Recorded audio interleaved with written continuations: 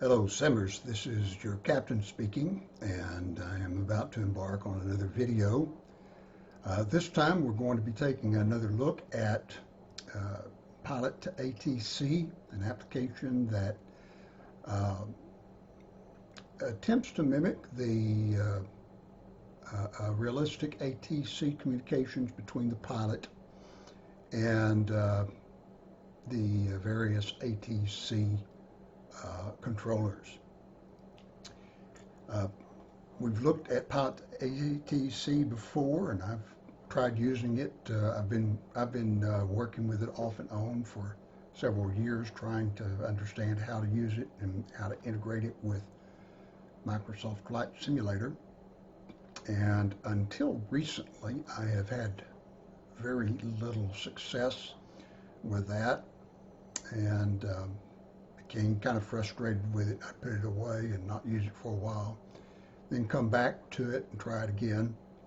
And this last time that I've come to it, I've had a little bit more success with it, perhaps because of changes within Microsoft Flight Simulator, perhaps because of some of the things that I've done to upgrade my system, and possibly also some of the changes that have been made within Pilot2ATC. And so I'm planning on making a few videos to demonstrate Pilot2ATC with Microsoft Flight Simulator. The first one, this one, will be just kind of an introduction to Pilot2ATC. We'll look at the interface, talk about the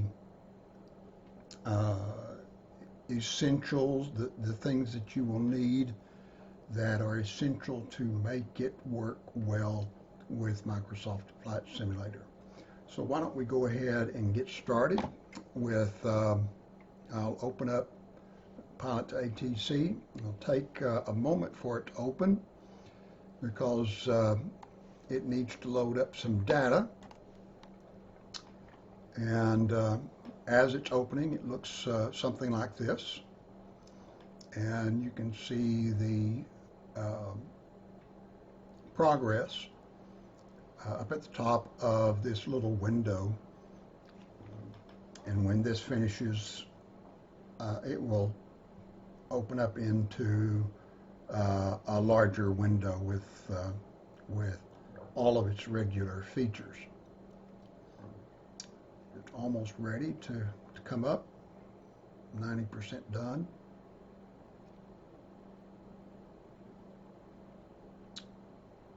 And probably will come up on the other screen. I'll need to move it over here,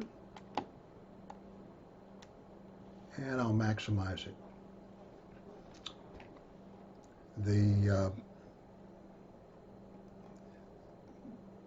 The individual that writes Pilot2ATC and sells it is having a little bit of trouble with one of his servers, and so well, this is the satellite view. This is always blank. I'm not sure why it comes up like that, but in the chart view, this one also is going to be blank because the server is not working correctly. So if I come here now, we can see the satellite view is what it should be. And this is what Pilot2ATC looks like. It is supposed to look a little bit like your primary flight display and multi-flight, MFD multi-function display, and have an interface that's similar to that.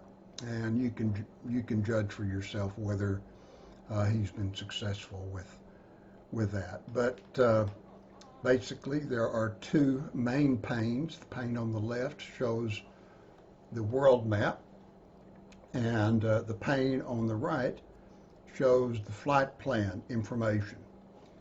Above these two panes, there is a bar across the top that shows some information. This information will make sense once you get into a flight. And over here on the left above the map, there is an ICA code search button. If you click on that, you'll get this little window coming up, and you can type in a ICA code there and press enter, and it will bring that to the center of the map and expand it so that you can see it. We're looking now at KHOU, or Houston Hobby. Happens to be close to where I live. Then on the right hand side there are some buttons to get various information about a flight, about your flight plan. The maximize button will maximize the two main panes and minimize other areas so that you can't see them, which is kind of nice sometimes to have. Info, we'll see this later once we get a flight plan, but it will bring up info about the elements that are within your flight plan. It will show up right up here in this, above the map. Then frequency also will open up a pane right here that shows all the frequencies that are available. We'll see that. We'll also see the weather information that we can look at, taxi information, runways, and the approach button. Down here at the bottom, there is an interface for mostly for communications purposes. You'll have your COM1 radio frequency here with the standby. You can open up a dialog box by clicking on these, and you'll be able to then make a change in your radio. Same thing over here on the right with the nav1 and standby. And you can switch between COM1, COM2 if you want to. And then same thing with nav1, nav2. You can switch between them here. And then I'm not sure what all of these buttons do. I'm not sure what this button is here. I thought it was somehow to change the call sign, but it doesn't seem to do that, so I haven't figured that one out yet. But this is the call sign that you'll use within the application. You'll see that showing up later. A button to tell the application to connect to Flight Simulator. We'll wait to do that until we're closer to time to fly. And then over here on the right is the flight plan information. At the top, we set values up here for the climb rate, the cruise altitude, the planned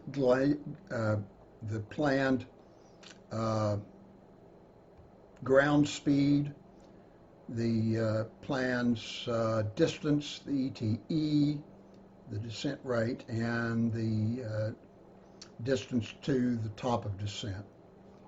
And these buttons are for creating the flight plan and testing it.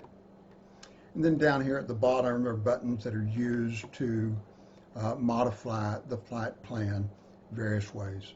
So we have a new flight plan ready to go, and we'll create a flight plan in just a moment. On the right here, there's some other buttons for configuration and information. We are currently looking at the flight plan pane, and obviously by clicking this button you can close the flight plan and just open it up where you can see a larger view of the map. The FP import is to import a flight plan from various sources. You can import from Navigraph, SimBrief, Flight Plan DB, and other resources. This button is to open up a window to fly directly to a location. The info screen is to give information about airports, the selected airport. The TERPS screen is to show charts and so on about the selected airport. Autopilot will bring up a little dialog box for controlling the autopilot. Grammar help will bring up a box for practicing the text-to-speech or speech-to-text that is necessary if you want to use your voice to in your communication with ATC. And then the taxi maintenance button is where you can go in and modify the taxi routes of an airport if the routing information is not to your liking. And then finally, the config button down here is an important button. You'll probably want to come in here just about every flight, make sure that it is configured the way that you want it. Now, I have noticed that some of these values are not very sticky, and they don't always carry over from one instance to the next, so I want to come in, make sure that things are configured the way I want them to be. And so on this first one, the P2A setup, there are some toggle switches here for the Pilot2ATC settings, and these settings will determine how Pilot2ATC is going to work. And there are too many of these to go through at this point. You have a place to enter in the call sign. I have entered in a call sign for a GA aircraft, Kodiak 100, NB785. And you can also enter in airline information or military jet. In the call sign here, you put the name of the airline that you're working for, and the tail number, you would put the flight number of the aircraft. And if it's a heavy airplane, then heavy jet, you can click this button, and that will modify the way ATC communicates with you during the game. You can put some information here about the aircraft. What is its maximum crosswind and maximum tailwind? So ATC will know whether or not the runway that you have selected is safe for you to land, and so on. These paths are used for saving documents that you want to use in your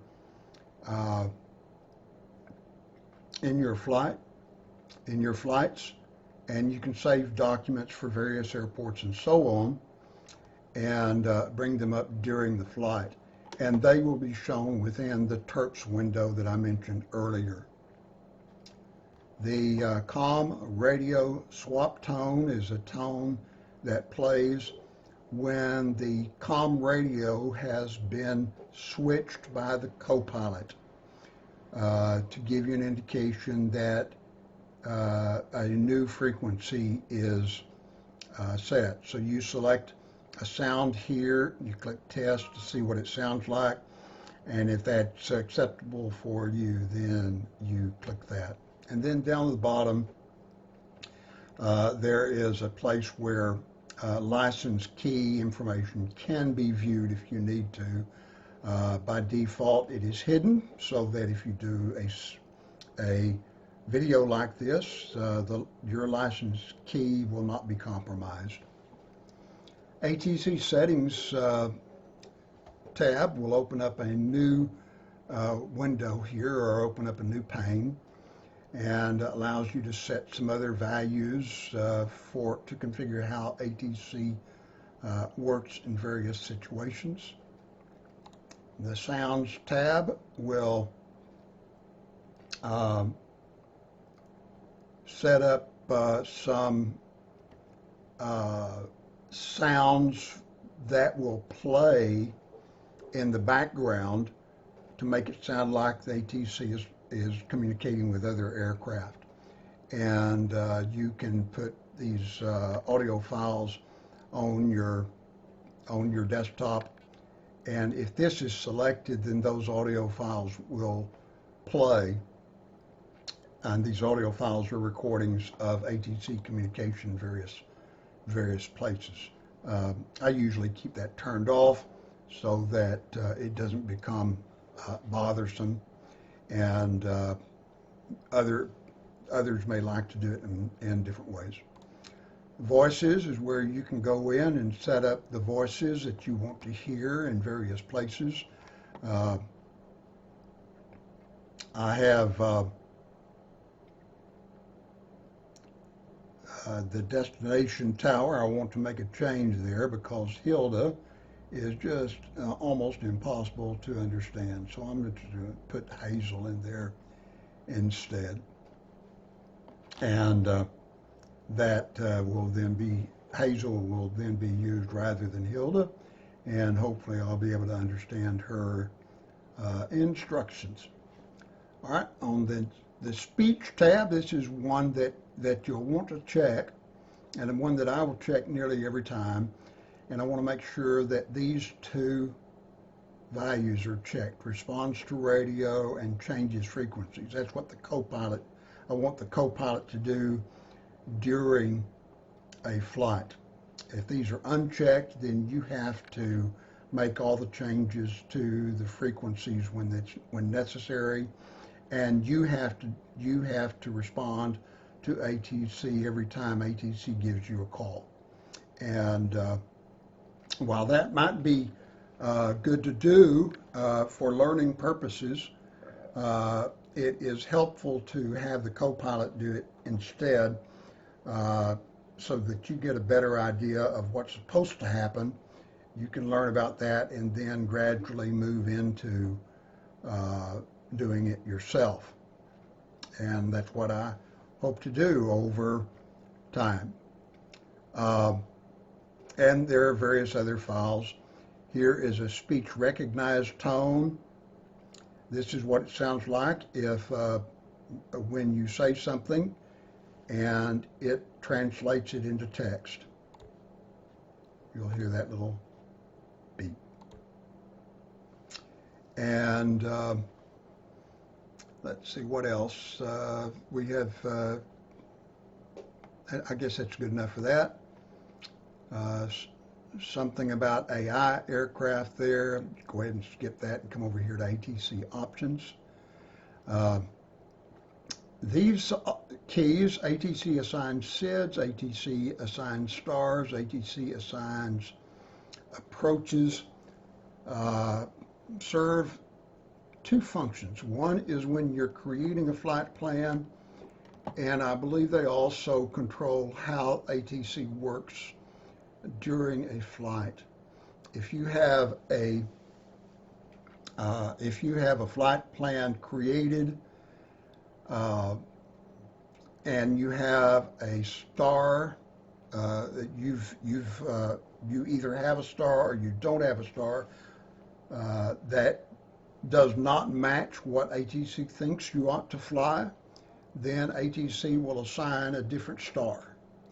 And so that can be good or it can be bad. It's in the good sense, it is realistic because that frequently happens when in real flight. In flying, ATC will assign a star other than the one that you have programmed into your GPS. And you'll have to scramble then, within the time that you have, to reprogram the GPS for the new star that has been assigned. Same thing goes for SIDS and approaches. And I disabled ATC assigned stars because I wanted to fly into LAX without a star. And when that was assigned, it assigned a star for me, and it defeated the purpose for what I was trying to do in that particular flight. We're going to be flying later into LAX and in another video, and I want to make sure that this is turned off when we do so, so that the star that the ATC would normally assign is not assigned, which in this case really doesn't make a lot of sense to be flying a star, especially when you come in from the south of Los Angeles. And some other things here, force pilot runway selection. If the pilot has chosen a runway in his plan, then this tells ATC to accept that runway. If it is unchecked, then ATC is free to assign a different runway, and so on. So force star assignment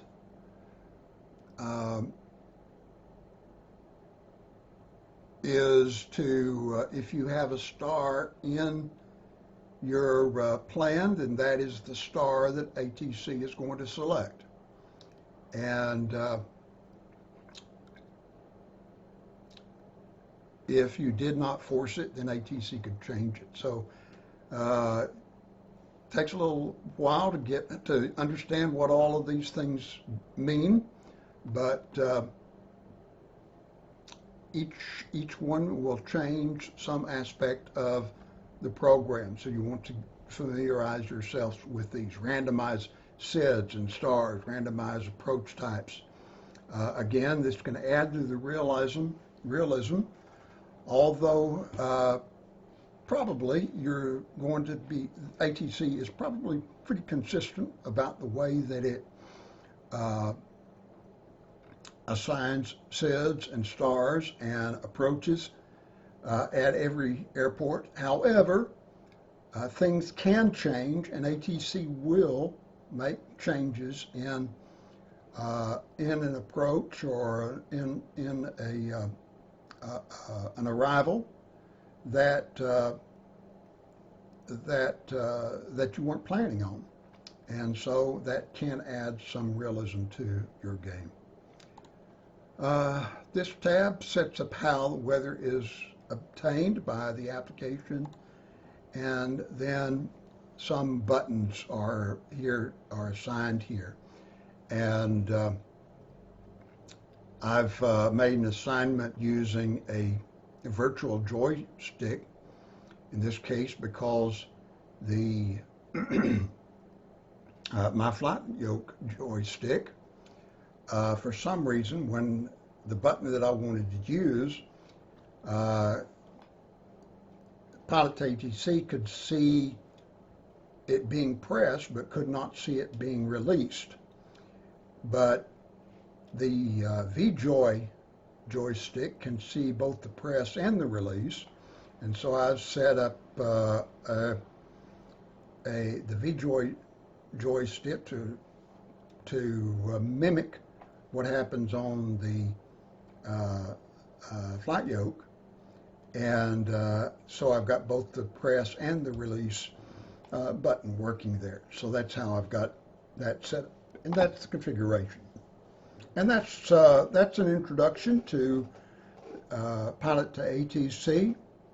We're going to stop here at this point. In the next video, we will set up a flight plan, and we'll also talk a little bit about the configuration of your system to make Pilot2ATC and Microsoft Flight Simulator work better together. And so hope that you will view that next video. It should be available soon.